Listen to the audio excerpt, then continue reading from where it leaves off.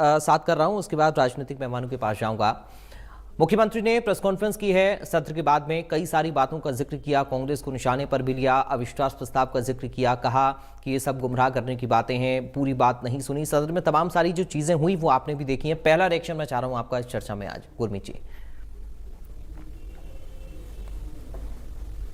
विश्वास प्रस्ताव लाया जाएगा और के बाद जो है वो जब अविश्वास प्रस्ताव पर वोटिंग की बात होती है उस समय विपक्ष वॉकआउट कर जाता है जब नंबर नहीं होता। तो वही हुआ कि उन्होंने वॉकआउट किया और फिर ध्वनि मत से वो प्रस्ताव गिर गया। तो ये पहले ही संभावित था कि अविश्वास प्रस्ताव पे जो बहस हुई लगभग 5 घंटे की या थोड़ी ज्यादा, उसके बाद विपक्ष ने वॉकआउट करना ही था या कांग्रेस ने जो अविश्वास प्रस्ताव लाए थे। और आज बल्कि अगर आप बात करेंगे तो स्पीकर साहब ने बल्कि जो कांग्रेस के 17-18 जो और प्रस्ताव थे उनको भी उसी आधार पर रिजेक्ट किया कि क्योंकि अविश्वास प्रस्ताव पे चर्चा के दौरान उनमें से ज्यादातर विषय उठा दिए गए हैं, इसलिए उनको अलग से उनकी चर्चा करने की जरूरत नहीं है। तो अविश्वास प्रस्ताव पर जो तो हुआ वो एक्सपेक्टेड लाइंस पे ही था। इससे पहले भी पिछले वर्ष भी एक अविश्वास प्रस्ताव लाया गया था कांग्रेस की तरफ से, अगर मुझे ठीक याद है तो शुरू में फरवरी वाले सेशन में या बजट सेशन में, उसमें इस प्रकार से हुआ था। तो जाहिर सी बात है कि कांग्रेस ये कहेगी कि हम जो मुख्यमंत्री हैं वो उनके जवाब से हम संतुष्ट नहीं है, या वो जो जवाब है सभी मुद्दों का नहीं दे रहे हैं, जो मुद्दे उठाए गए उनका जो जवाब है वो नहीं दे रहे हैं, और इस वजह से उन्होंने वॉकआउट किया। और मुख्यमंत्री के पास ही कहने का अवसर है, जो आज उन्होंने अभी जो आप सुना रहे थे उनकी बातचीत प्रेस वालों से, उसमें उन्होंने ये कहा, तो वो तो एक्सपेक्टेड ही था। इसके अलावा जो सेशन में देखिए कई बिल भी इस बार पास हुए हैं और उनमें कुछ महत्वपूर्ण बिल भी आप कह सकते हैं।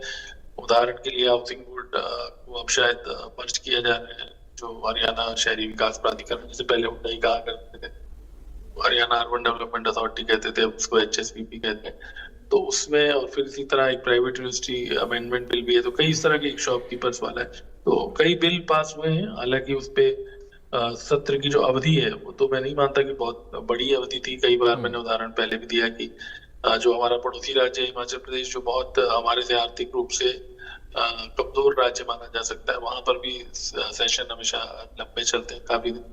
और हमारे यहाँ भी 3 दिन का ही सेशन था और आज समाप्त हो गया सेशन। तो उसमें जैसे मैंने कहा, और एक ही प्रिविलेज मोशन जो आज है इस पे आगे वो कमेटी में जाएगा, उनके खिलाफ क्या कार्रवाई होती है, क्या कमेटी रिकमेंड करती है, जो क्योंकि उन्होंने एक टिप्पणी राज्यसभा चुनाव को लेकर संभवतः की जिसमें जिसपे आपत्ति थी, और फिर जो कालका की हमारी विधायक हैं जो जिनके पुत्र राज्यसभा के सांसद भी हैं अभी, तो उन्होंने वो प्रिविलेज मोशन लाए तो वो एक्सेप्ट हुआ। तो इस तरह से हम जिस प्रकार से अन्य सत्रों में होता है उसी तरह से इस सत्र में भी देखने को मिला हमें। ठीक है सर, मैं लौटूंगा आपके पास। विदुर गुरमीत जी, देखिए निश्चित ही हर पार्टी अपनी दृष्टि से बात करती है, लेकिन कुल मिलाकर जो संसदीय लोकतंत्र हमारा है, जिसमें हाउस जो होते हैं वो एक बहुत महत्वपूर्ण जगह होती है जहां पर बहस मुआवजा होना चाहिए, उसमें लगातार ये कोई एक दिन की बात नहीं कि एक दिन में इसी सत्र में अचानक से कुछ हो गया। लगातार इस बात को लेकर देखने में आता है कि सदन में कार्यवाही में जो सार्थक बहस है वो कम होता आपको पाती है, और आरोप प्रत्यारोप और वॉकआउट और अवेल में आ जाना और तमाशा, उसमें बहुत समय खराब होता है। और सभी लोग बार बार इस बात को पॉइंट आउट भी करते हैं कि बहुत पैसा खर्च होता है इन लोगों का, पब्लिक मनी होती है जो इस पे खर्च होती है। उसके बावजूद ज्यादातर जगहों पर ज्यादातर समय जो है वो इस तरह की बहस में बर्बाद होता है। वही इस बार भी हुआ। दोषी वो तो हर आदमी अपने अपने पक्ष से उस बात को रखेगा कि जी वो विपक्ष ये करता है। जब ये लोग विपक्ष में होते हैं, तो जब सत्ता पक्ष में होते हैं तो वही बातें विपक्ष कहता है। न जाने कितने ऐसे उदाहरण आपको मिल जाएंगे पार्लियामेंट के भी, उसके भी। और इलेक्टोरल रिफॉर्म पे तो पार्लियामेंट में भी डिबेट हो चुकी, वो लगभग उसी लाइंस पे जो डिबेट है वो यहाँ होनी थी।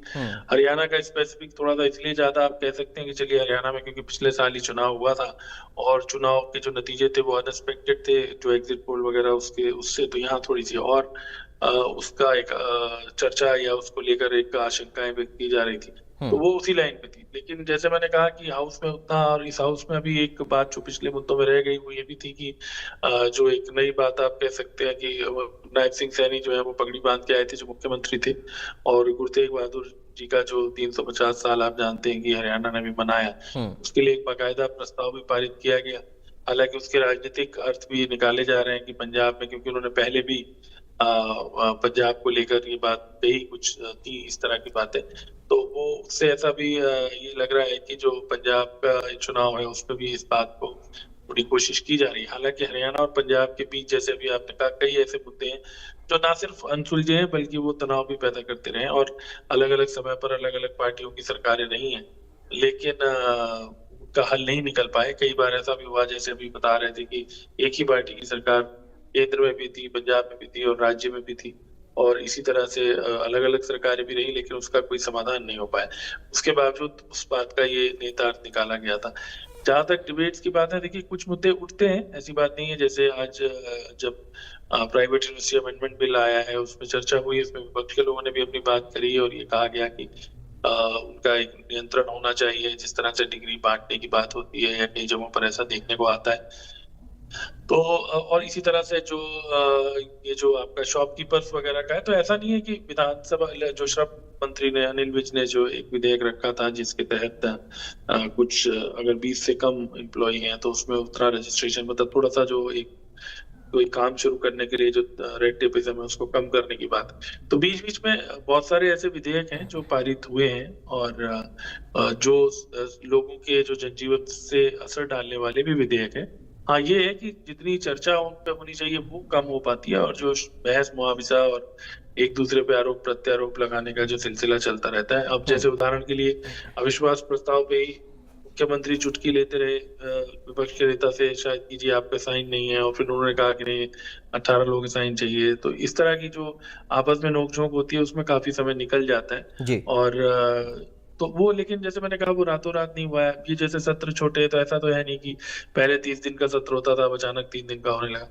तो एक लगातार, अगर आप एक पैटर्न देखेंगे आप इसमें, जी। कि जो विधानसभा में कार्यवाही का जो स्तर है या जो कार्यवाही में जो चर्चा का स्तर है उसमें गिरावट आई है, और वो अच्छी बात नहीं है, किसी भी लिहाज से उसे अच्छा नहीं कहा जा सकता। क्योंकि जो चुन के लोग आते हैं उनका काम यही है कि वो अधिक से अधिक अवसर वहां पर लें, और और कई बार मैं कहता हूँ कि जैसे इलाके की भी, क्योंकि हमने खुद भी नोटिस किया है कि इवन इलाके की जो आपकी छोटी मोटी प्रॉब्लम्स है, जो शायद सारे इलाकों के लिए एक जैसी नहीं है या किसी मुद्दे से डायरेक्ट जुड़ी हुई नहीं है, मान लो चुनाव सुधार का है या मान लीजिए और लॉ एंड ऑर्डर का, लेकिन बहुत ही छोटे, तो उसमें भी, क्योंकि आप जानते हैं कि विधानसभा की जब कार्यवाही होती है तो सारे अधिकारी लगभग सभी विभागों के, चाहे वरिष्ठ हो चाहे जो, अलग अलग गैलरीज बनी हुई हैं उनमें बैठे होते हैं और वो नोट भी करते हैं। तो अगर जी। कोई मुद्दा उठता है तो जाहिर सी बात है, अभी आपने देखा ही होगा, इवन लोकसभा में प्रियंका गांधी ने भरे सदन में उसकी बड़ी चर्चा भी हुई, और उन्होंने कहा नितिन गडकरी से कि भाई जी। मुझे अपनी कुछ एरिया की प्रॉब्लम हम्म। आपसे डिस्कस करनी है, और उसी दिन फिर उनकी मीटिंग भी हो मुलाकात गई। भी हुई थी। उन्होंने कहा कि आप आके मिलिए।